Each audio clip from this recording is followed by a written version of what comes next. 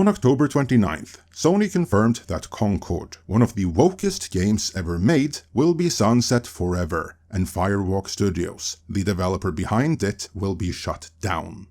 That makes this the single greatest flop in video game history, and the latest in a long line of DEI gone wrong horror stories.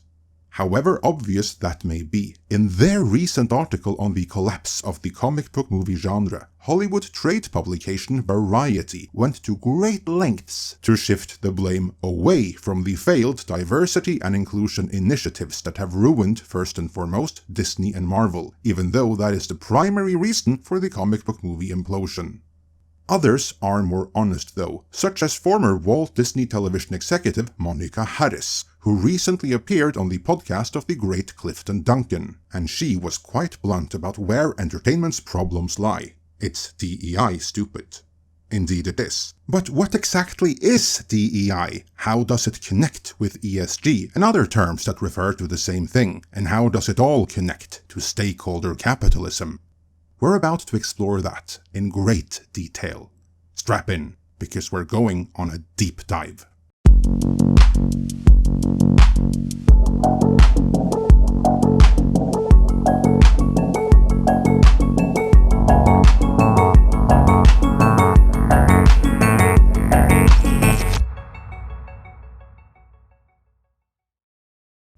Clifton Duncan has one of the coolest podcasts around, and full disclosure, I've been a guest on it myself. Link to that is in the description. And another recent cool guest he had on was Monica Harris, former Walt Disney Television executive. Now I say recent, but she did in fact appear 4 months ago. Due to this platform's uneven ability to adequately promote videos that deserve promotion though, I missed out on this episode until that part place made me aware of it. Courtesy of John F. Trent's excellent write-up. I recommend you watch this podcast in full of course, and it is indeed linked to in the description, yet in his write-up, John picked up some quotes I want to highlight, and add some further context too, as that context will explain all the corporate madness you've been seeing in recent years, and not just in entertainment. Trent's write-up, quoting Monica Harris, reads, "What we've seen in the corporate world, and I'm going somewhere with this, what we've seen in the corporate world is this fastidious and slavish adherence to ESG principles, which are really just DEI in practice, in products and in hiding in the corporate world. So these corporations are pursuing these marketing tactics and sales tactics, with products that are doomed to flop, and do flop, and that lowers shareholder value, but they continue them nonetheless," she shared. And later, "This is happening because the same core group of companies are largely funding or have shareholder stakes, majority shareholder stakes in Fortune 500 companies and in the S&P 500. We're talking about BlackRock. We're talking about Vanguard. We're talking about State Street. When those 3 companies and their subsidiaries dominate boards of directors and dominate the ownership of stock, then they literally are in the position to tell these companies to adhere to whatever guidelines they'd like," she continued. So, if DEI is an initiative that these majority shareholders would like companies to pursue, that's what they'll pursue. Because if not, then they'll face the wrath of the people who can yank the money, yank the loans, yank the funding, because it's all about money. And as we're about to see here, indeed it is. She then stated, and I think very much the same is true in Hollywood. DEI has swept through that place. But they have to do this, because I think Netflix was an example. If they don't adhere to these guidelines, those loans, that funding is going to be yanked, she reiterated. So again, they are between a rock and a hard place. That's the untold story, in my opinion. And she is quite right about that. Though it is a story we actually have told before on this very channel, but it bears repeating. We first relayed this in our video on the Bud Light fiasco, so let's revisit that. Huge corporations like Anheuser-Busch and like Disney and their peers in entertainment, which is what we usually cover, have a lot of money. Or more accurately, they have access to a lot of money. They don't necessarily have a lot of money in their checking account. And to answer your question, yes, I am going somewhere with this. To illustrate the point that I'm about to make, let's say that you are the imaginary company. You have $10 10 million in your checking account right now, and in a month from now, you are expecting $100 million from your recently released project. Of that 100 million, you have to repay the 60 million you had to loan to fund the project in the first place. After which, you'll be left with 40 million to cover your various operating expenses, and then you get to keep whatever's left. But that's in a month. Next week, you have to pay 30 million for an earlier loan, interest, staff salaries, and more. And remember, you only have 10 million cash on hand right now. It doesn't matter that you expect 100 million in a month. There is no other money coming until then, so you are 20 million short, meaning you will technically be insolvent next week. The situation I laid out here is actually the reality for many businesses, especially huge corporations. With more money comes more problems and more expenses, and very often, the cash revenue they need to pay their expenses doesn't become available until long after those expenses are due. The solution here is of course lending to solve the short-term liquidity issue. In this case, the bank knows that our fictional imaginary company has 100 million inbound in a month, so that bank or some other financial institution would give a credit line, which would hold them over. That is basically how huge corporations stay in business, by way of credit lines. And huge corporations have huge credit lines. Up until relatively recently, the only requirement the bank or some other financial institution had to issue such a credit line was an assurance that the money needed to pay it back would eventually be forthcoming. But in the recent years, the ones ultimately in charge of the institutions capable of issuing credit lines to companies like Disney and Anheuser-Busch have imposed an extra requirement in order to do so. And that extra requirement is ESG.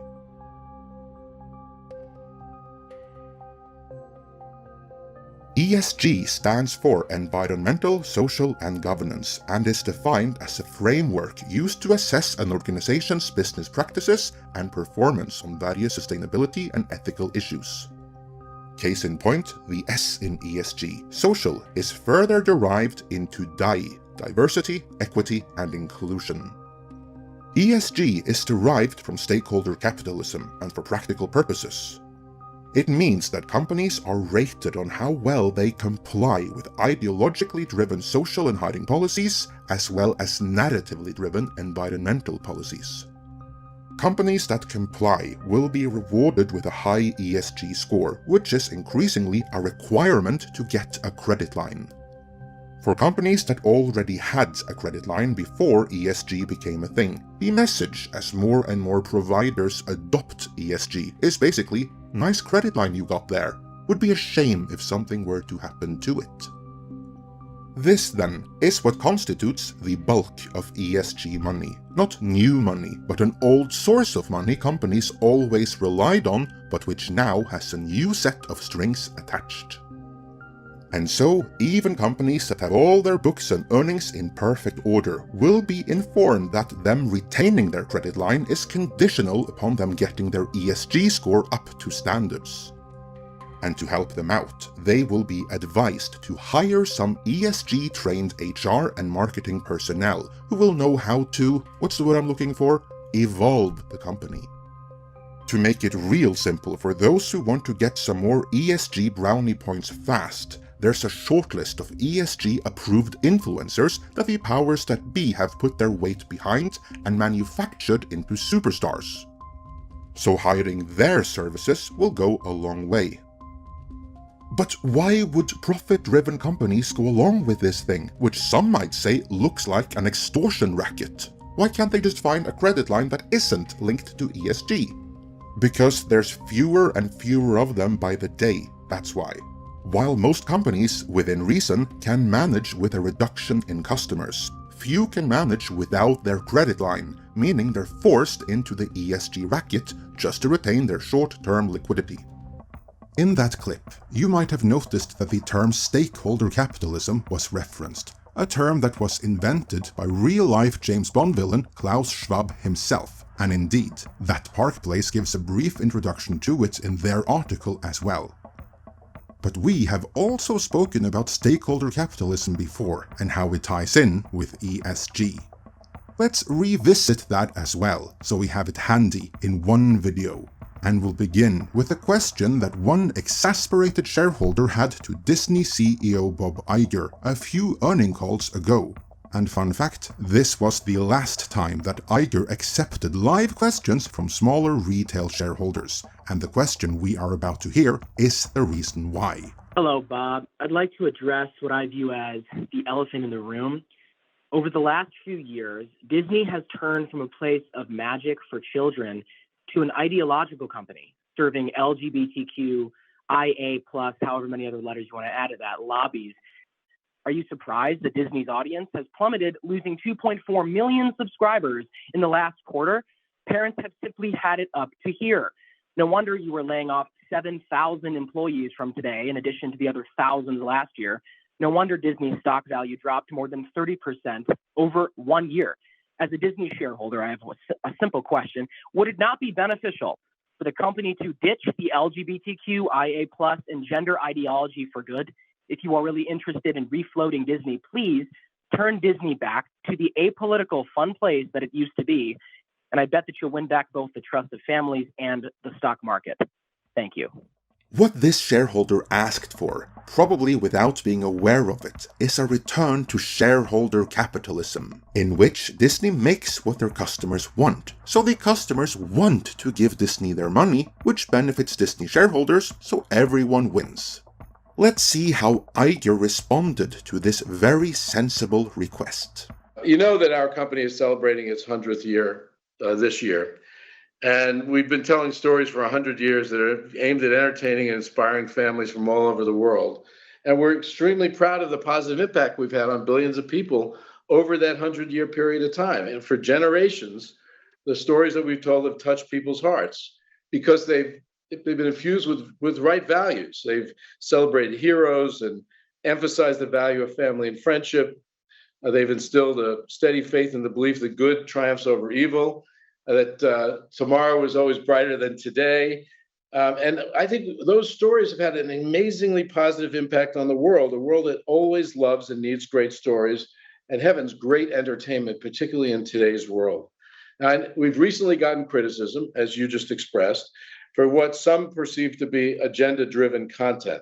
And I'm sensitive to that, actually. Our primary mission needs to be to entertain, and then through our entertainment to continue to have a positive impact on the world. And I'm very serious about that. It should not be agenda-driven. It should be entertainment-driven.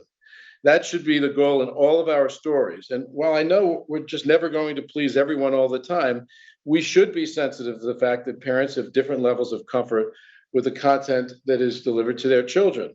I want parents to be able to trust the content that we're creating for their children, and we're committed to delivering age-appropriate content for family audiences while also telling stories that reflect the world around us and that foster a greater understanding, greater perspective, greater acceptance of all people. That was quite the verbose answer from Mr. Iger there, so allow me to repeat what he said, only in more straightforward terms. Iger told this exasperated shareholder that no, Disney is not returning to shareholder capitalism because Disney has a higher calling to the world. And that, my friends, that corporate activism is stakeholder capitalism, the ugly sibling of and the ideological and theoretical justification for ESG.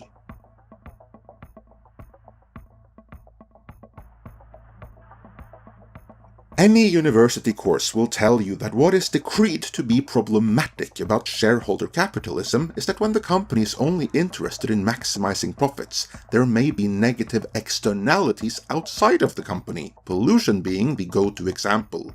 The current year answer to this, then, is no longer the outdated concept of corporate social responsibility, but stakeholder capitalism, a model that is designed to better serve not just the company, but society at large. Under this model, the purpose of the company is to increase value not just for shareholders, but for all stakeholders. Who then are these stakeholders? Well, I'm glad you asked, because it's literally everyone. The shareholders are included among the stakeholders, but they're just one of many and are not necessarily deserving of any special privilege. Other stakeholders include the employees, especially employees that belong to some protected group. That's why Disney's management allowed themselves to be held hostage by their own employees who demanded the company use its financial muscle to influence Florida legislation over the Parental Rights in Education bill, which is what directly led to the Reedy Creek Development District being dissolved. Whenever you hear some huge corporation talk about their responsibility to their employees, this is why. Their employees are not just paycheck recipients, but stakeholders. Other stakeholders include the company's vendors and contractors, residents in the local community, the environment, and of course, allies everywhere. But then you might wonder, why do the shareholders put up with this, as they are the ones with money invested, and therefore the ones who ultimately pay the price for this corporate activism? Well, that would be because most shareholders are so small that they're either not aware, or if they are, they're too small to do anything about it. But what then about the really big institutional shareholders like State Street, Vanguard, and BlackRock, which just so happens to be Disney's single largest shareholder? Why do they stand for this? Well, not only do they stand for it, they're the ones pushing for stakeholder capitalism and ESG compliance in the first place. Let's take a peek behind the proverbial curtain of corporate governance. You have to force behaviors, and at BlackRock we are forcing behaviors. 54% of the incoming class are women. We added 4 more points in terms of diverse employment this year. It's just, you have to force behaviors. And if you don't force behaviors, whether it's gender or race, or just any way you want to say the composition of your team, you're going to be impacted. And that's not recruiting, it is development, as Ken said. How do you force change, though? I mean, Larry, BlackRock has really been in the forefront of the ESG movement within corporate governance and a real leader. And yet change is so slow. So what is, and Ken as well, how do you force change when it is so incremental and so gradual? How do you do something more radical? Have you thought about that? Has the board of American Express thought about more radical things we could do to enhance diversity and inclusion? Because it has to be imbued in the culture of a firm. It has to be talked about, it has to be shown. Behaviors across the entire firm in every region have to be similar. And every citizen of the firm has to understand what is acceptable behaviors and what are unacceptable behaviors. That was Larry Fink, the CEO of BlackRock, Disney's single largest owner. In the 2022 annual letter to the many CEOs under his thumb, and this includes Bob Iger, Larry Fink stated that stakeholder capitalism will be a powerful force in propelling the ESG agenda forward, saying, "It is through effective stakeholder capitalism that capital is efficiently allocated, companies achieve durable profitability, and value is created and sustained over the long term." Again, that was quite verbose, but that was BlackRock, in not so many words, telling all the CEOs under their control that unless they practice stakeholder capitalism and have their ESG score in order, there will be no BlackRock money for them. If you do not have a lens towards decarbonization, you're not going to win one euro of business. To be clear though, when I say BlackRock money, I mean your money, because their financial muscle comes from managing your pension fund. That's how they make their money. Under stakeholder capitalism then, companies are expected to take a multi-stakeholder approach, even at the expense of shareholder value, and instead go for what they deem to have a positive impact on the world. This company has been telling stories for 100 years. And those stories have had a meaningful, positive impact on the world. And one of the reasons they've had a meaningful, positive impact is because one of the core values of our storytelling is inclusion and acceptance and tolerance. And we can't lose that. We just can't lose that. I think about Black Panther and the impact that had on the world, or a film like Coco. I mean, I could go on and on. and how we actually change the world for the good. It must continue. Note that nowhere in that rant did Iger say anything about Disney going back to making stories that Disney's core audience of families wanted. No, it was all about changing the world. Or, in more academic terms, creating value for other stakeholders than the shareholders. Combine that with ESG, and you have the recipe for how to make the biggest entertainment company in history flounder in just a couple of years, as their content is made so diverse and so inclusive it becomes exclusionary to the vast majority of audiences. Since then, of course, Disney have been forced to course correct a little bit, as they have floundered that badly. Though they are not ditching stakeholder capitalism, that remains very much so in play. But they can't afford to go as hard on ESG as they used to, because it's been a disaster for them. And it's not just Disney. ESG has been a disaster for everyone, across the board. Which indeed is why even BlackRock themselves have been forced to walk back their ESG commitments a little bit, in no small part due to increased legal scrutiny, as well as ESG simply being a death knell for many a company.